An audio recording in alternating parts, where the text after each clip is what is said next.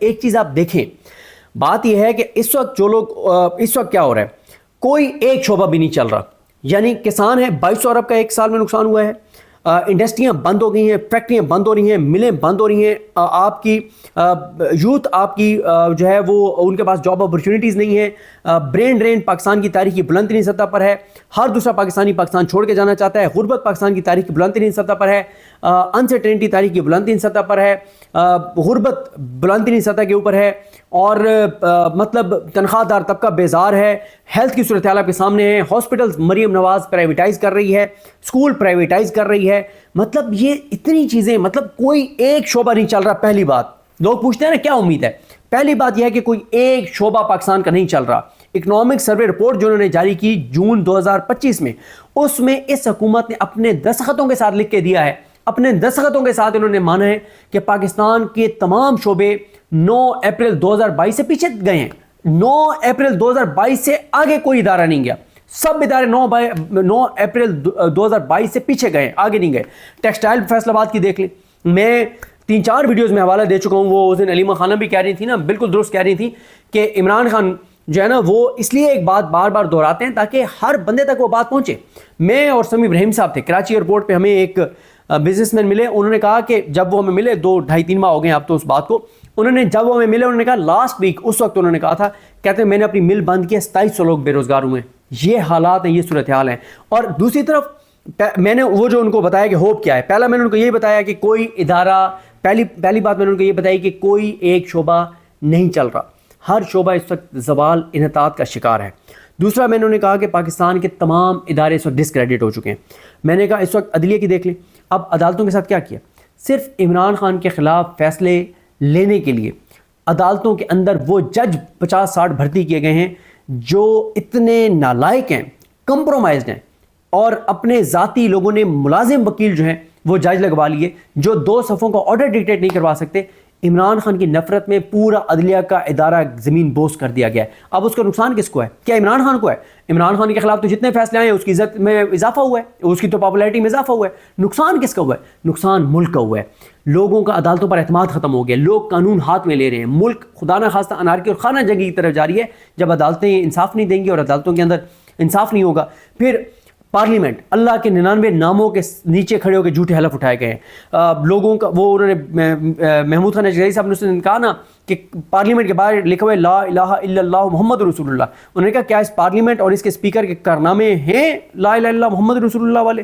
پھر آپ کی پارلیمنٹ ڈسکریڈٹ, آپ کی عدلیہ ڈسکریڈٹ, آپ کا میڈیا ڈسکریڈٹ. اربوں روپے میڈیا کو ابھی یہ 14 اگست کے اوپر اربوں روپے کی کمپین دے دی گئی.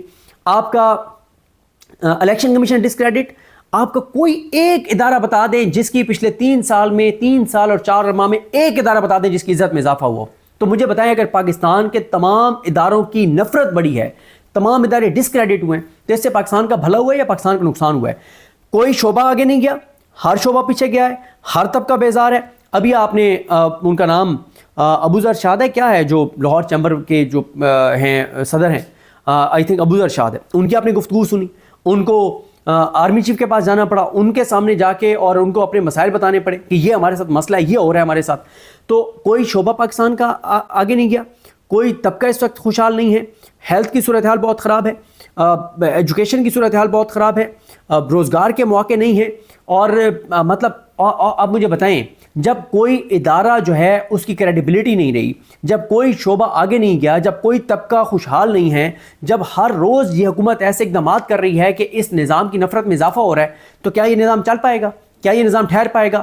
اس وقت یہ نظام صرف اس لیے چل رہا ہے کہ اس نظام کو پاکستان کے اندر تمام ادارے ایک پیج پر ہیں, عدلیہ ساتھ ہے, میڈیا ساتھ ہے, الیکشن کمیشن ساتھ ہے, سیاسی جماعتیں ساری سوائے پی ٹی آئی, مجلس اتحاد المسلمین اور ایک آدھ جماعت کے علاوہ باقی دیگر تمام جماعتیں ایک پیج پر ہیں. اب مولانا فضل الرحمان صاحب نے جو کہا کہ 48 گھنٹے کی ڈیڈ لائن ہے, مسجد کی تعمیر ہوگی, کیا ہو گئی مسجد کی تعمیر؟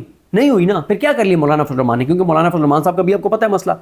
اچھا اس نظام کی کیوں اس نظام ابھی تک یہ چل رہا ہے, میں آپ کو بتا رہا تھا دوبارہ, ایک تمام ادارے ایک پیج پر ہیں, میڈیا, الیکشن کمیشن سب ایک پیج پر, مافیاز ان کے ساتھ, طاقت ان کے ساتھ, بندوق ان کے ساتھ, امریکہ ان کے ساتھ, ٹرمپ ان کے ساتھ, انٹرنیشنل اسٹیبلشمنٹ ان کے ساتھ. تو ایسا نظام کچھ نہ کچھ تو چلنا ہی ہے نا بھائی. دوسری طرف جو 26 نومبر ہوا, جو جس طرح سے پاکستان کے اندر چیزیں ہو رہی ہیں, لوگ اس بڑی تعداد میں نہیں نکل رہے. تو دیکھیں ہوپ یہ ہے کہ پاکستان کے لوگ ابھی نکلے ہیں نا 13 اگست کو نکلے ہیں نا, آج 14 اگست کو جو لوگ نکلیں گے وہ بھی آپ کو دکھائیں گے.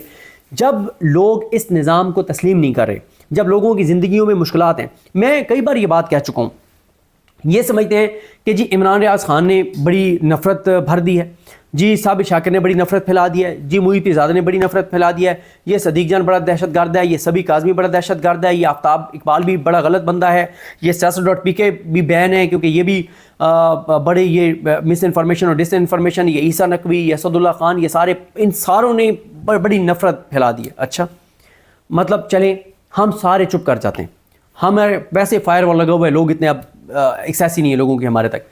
لیکن مجھے بتائیں کیا ہر گھر میں بجلی کا بل نہیں آتا؟ کیا ہر گھر میں گیس کا بل نہیں آتا؟ کیا ہر گھر میں گروسری نہیں ہوتی؟ کیا وہ دودھ نہیں لیتے؟ کیا وہ بچوں کی فیس نہیں دیتے؟ کیا وہ گھر کا کرایہ نہیں دیتے؟ کیا وہ پیٹرول اور ڈیزل نہیں ڈلواتے؟ جب یہ 7 چیزیں ہر گھر کا رہا, کیا ان کا سرکاری محکموں میں کام نہیں پڑتا؟ گھر میں خدا نہ خواستہ کوئی بیمار ہے تو وہ میڈیسن نہیں لیتے؟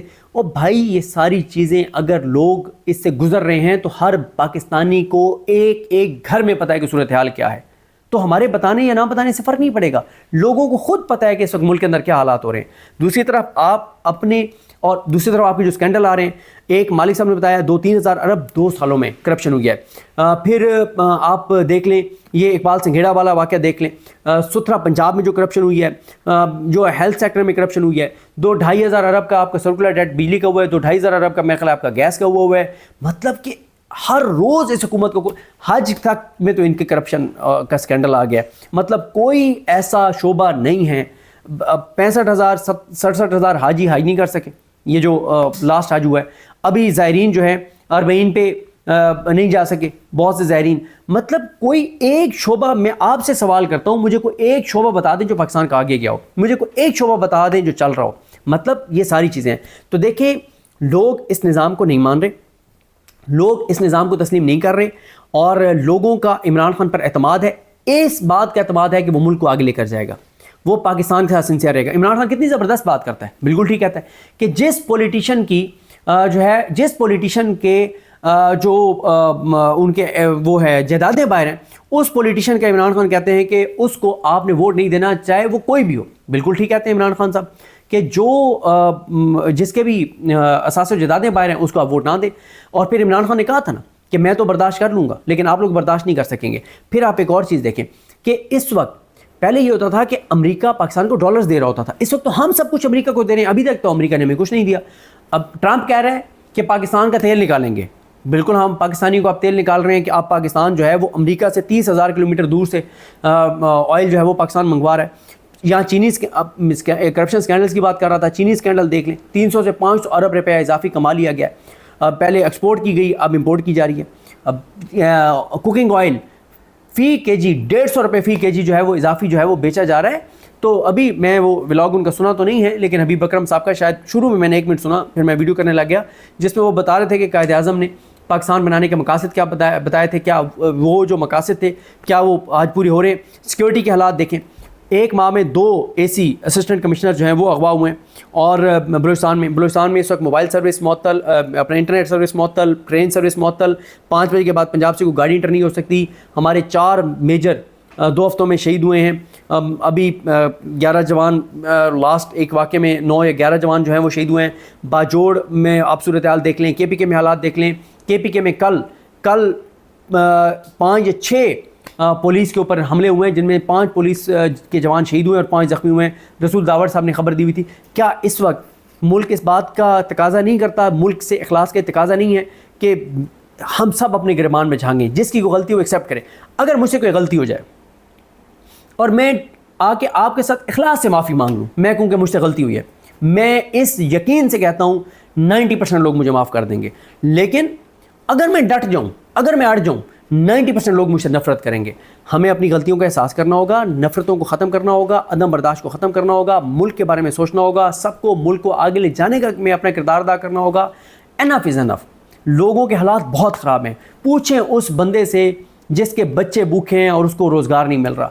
پوچھیں اس بندے سے جو بیمار ہے اور اس کے پاس علاج کے پیسے نہیں ہیں. پوچھیں اس بندے سے جو جو ہے اپنے بچوں کو اپنے سامنے تڑپتا دیکھ رہا ہے اور وہ ان کا علاج نہیں کرا سکتا. روز ہمیں ایسے لوگ رابطہ کرتے ہیں اور ہمارے لیے مشکل یہ ہو جاتا ہے. میں ابھی ایک نوجوان ہے جن کے والد نے مجھے ساری چیزیں بھیجی ہوئی ہیں, اس کو جو ہے وہ کینسر ہے, تو ہمارے لیے تھوڑا سا مسئلہ یہ ہو جاتا ہے کہ روز لوگ رابطہ کرتے ہیں, لیکن جب تک ہم کسی کی تصدیق نہ کر لیں تو اس وقت تک ہم کسی کو کہہ نہیں سکتے, اپیل نہیں کر سکتے اس کے لیے. اچھا, اور آپ کے پاس کئی بار اتنا ٹائم بھی نہیں ہوتا کہ کئی بار آپ ویسے امبیرس ہوتے ہیں کہ میں کیسے اس کا پتہ کروں, کسی کے ذمہ لگاؤں کہ یہ وہ بندہ اگر جینون ہے تو وہ تو ویسے ہی مطلب ہرٹ ہوگا کہ میں اس کی تصدیق کرواتا پھر رہا ہوں, وہ مشکل ہو جاتا ہے. تو اس طرح کے مطلب حالات ہیں, اس طرح کی صورتحال ہے. تو دیکھیں ریجنل آپ چینجز دیکھ لیں, بھارت کے ساتھ دیکھ لیں. بھارت نے پہلے حملہ کیا, پاکستانی قوم فوج کے پیچھے کھڑی ہوئی, اب دوبارہ بھارت دھمکیاں دے رہا ہے. کیا جو اس وقت سیکیورٹی کے حالات ہیں, جو اس وقت پاکستان کا کرائسس ہے, کیا اس میں نفرتیں بڑھانی چاہیے یا کم کرنی چاہیے؟ کیا لوگوں کو قریب کرنا چاہیے یا دور کرنا چاہیے؟ اوورسیز پاکستانی ہمارا ایسٹ ہیں. عمران خان کے دور میں نیو یارک ٹائمز میں پورا پیج 2-3 اوورسیز پاکستانیوں نے جو ہے وہ دیا تھا مودی کے خلاف. اب کس چیز پہ آ رہے ہیں نیو یارک ٹائمز میں پیج؟ اوورسیز پاکستانی ہمارا ایسٹ ہیں, ان کو پاکستان کے ایسٹ کے طور پہ استعمال کریں, ان کو غدار مت بنائیں, ان کے گھر میں یہاں پہ ان کی فیملیز کے چھاپے نہ ماریں. ان کے تقدس, ان کے فیملی کے تقدس کسی کی فیملی کا بھی نہیں ہونا چاہیے, اور خاص طور پہ اوورسیز پاکستانی جن کے پیسوں پہ پاکستان چل رہا ہے. آج اوورسیز پاکستانی ریمیٹنسز نہ بھیجیں تو کیا حالات ہوگی. دوسری طرف وہ ادھر بیٹھ کے پیسہ یہاں بھیج رہے ہیں, جو یہاں عہدوں پہ بیٹھے ہیں وہ پرتگال میں جائیدادیں بنا رہے ہیں, وہ دنیا کے کئی ملکوں میں جائیدادیں بنا رہے ہیں, وہ یہاں سے پیسہ جو ہے وہ ٹرانسفر کر رہے ہیں. دیکھیں 13 اور 14 کو لوگ نکلے, 14 کو آج جو ہوگا وہ آپ کو میں بتاؤں گا. لوگوں کے اندر خوف ختم ہو گیا ہے, عمران خان ڈٹا ہوا ہے, عمران خان اور عوام کا ڈائریکٹ اب کنیکشن ہے. درمیان میں پی ٹی آئی کی لیڈرشپ مائنس ہو گئی ہے, جو نکلے گا ٹھیک ہے, نہیں نکلے گا تو اس کو اگلا ٹکٹ نہیں ملنا. عمران خان پاکستان کی خاطر, پاکستان کی عزت اور وقار کی خاطر کوئی کمپرومائز کرنے کو تیار نہیں ہے. اور دوسری طرف حالات دیکھ لیں, مطلب میں کبھی کبھی سوچتا ہوں کہ ان کے ایڈوائزر کون ہیں. کے پی کے میں حالات خراب ہیں, بلوچستان میں حالات خراب ہیں, کسان میں پنجاب میں صورتحال آپ کے سامنے ہے, جی بی میں جو پولیس پروٹیسٹ کر رہی ہے وہ آپ کے سامنے, اے جے کی انسرٹنٹی آپ کے سامنے, اور ساتھ ہی پھر جناب 50 مساجد گرانے کا نوٹیفکیشن آ گیا. ایک مسجد گرائی گئی, اس کے اوپر گلے پڑا ہوا ہے معاملہ. آپ مجھے بتائیں, انہوں نے اے جے کے میں حکومت گرائی عمران خان کی, خالد خورشید کو ڈسکوالیفائی کیا, کیا اس کے بعد جی بی آگے گیا یا پیچھے گیا؟ جی بی کا فائدہ ہوا یا نقصان ہوا ہے؟ اے جے کے میں عمران خان کی حکومت گرائی, عمران خان کی حکومت گرانے کے بعد اے جے کے کو فائدہ ہوا یا نقصان ہوا ہے؟ مطلب جو کام انہوں نے پچھلے 3 سال میں کیا ہے, 3 سال اور 4 ماہ میں ہر کام کا پاکستان کو نقصان ہوا ہے. تو اب انف از انف, خوددارا آپ بس کر دیں, بیٹھ کے سوچیں کہ آپ کے اقدامات سے پاکستان کو فائدہ ہو رہا ہے, پاکستان کو نقصان ہو رہا ہے, پاکستان آگے جا رہا ہے یا پاکستان پیچھے جا رہا ہے. تو لہٰذا آج کے دن ہم سب کو اپنے گربانوں میں جھانکنا چاہیے. کافی آپ ویڈیوز بھی دیکھ چکے ہیں, ساتھ ساتھ چل رہی ہیں. دیکھیں ہم سب کو آج ایک سوچنا چاہیے, سب کو اپنی اپنی ماضی قریب کے اوپر دیکھنا چاہیے کہ ہم جو ہمارے پچھلے 2-3 سال کے اقدامات ہیں ہر ایک کے, کیا اس سے پاکستان کو فائدہ ہوا ہے یا نقصان ہوا ہے؟ اگر نقصان ہوا ہے, ہم اللہ سے بھی معافی مانگیں, لوگوں سے بھی معافی مانگیں, اور عزم کریں کہ اب ہم وہ حرکتیں نہیں کریں گے, اور وہ چیزیں کریں گے جس سے پاکستان مضبوط ہو, پاکستان کو فائدہ ہو. جس طرح سے بے گناہوں کو جیلوں میں ڈالا گیا ہے, بے گناہوں کو سزائیں دی جا رہی ہیں, لوگوں پہ ظلم کیا جا رہا ہے, چادر چار دیواری کے تقدس پامال کیے جا رہے ہیں, لوگوں کے اندر نفرت بھری جا رہی ہے. ہم وہ لوگ ہیں جو ٹی وی چینل پہ ڈرامہ چل رہا ہو نا, اور پتہ بھی ہوتا ہے یہ ڈرامہ ہے, اور اس میں دکھی سین آ جائے تو آنکھوں میں آنسو آ جاتے ہیں. یہاں تو ریئل میں لوگوں کے اوپر ظلم ہوا ہے, تو لوگ مظلوموں کے ساتھ ہوتے ہیں.